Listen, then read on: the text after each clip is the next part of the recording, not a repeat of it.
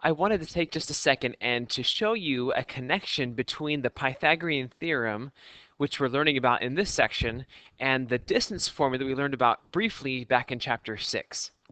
So we know that for any right triangle, that c squared is equal to a squared plus b squared.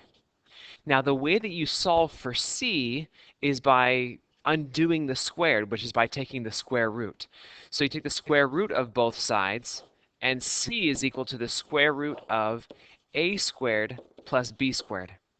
Now, the important thing with the distance formula is that a is this horizontal distance, okay? Which in the distance formula, we think about it being x2 minus x1 is that horizontal length, and b is the vertical length, which in the distance formula is y2 minus y1.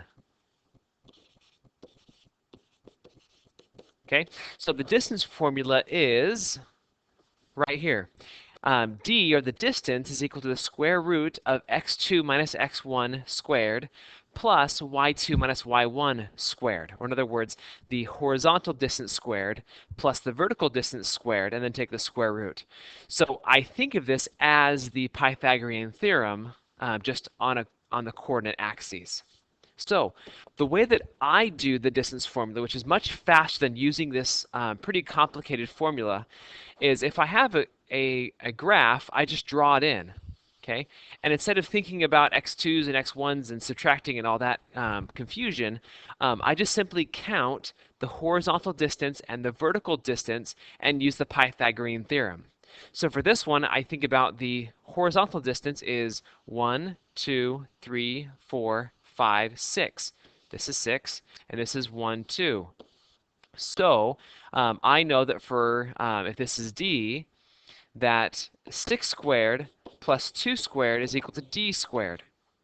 Or that d is equal to the square root of 6 squared plus 2 squared, which is equal to the square root of 36 plus 4, or the square root of 40. Okay, which, again, using the ideas for simplifying radicals, I will simplify the square root of 40 is 4 times 10. 4 is 2 times 2. 10 is 2 times 5. I have a pair right here. And so I get 2 root 10 is in simplest radical form. Okay, or you can use the decimal. But the point of this video is that you can just take the vertical distance and the horizontal distance and use the Pythagorean theorem to find the distance between any 2 points.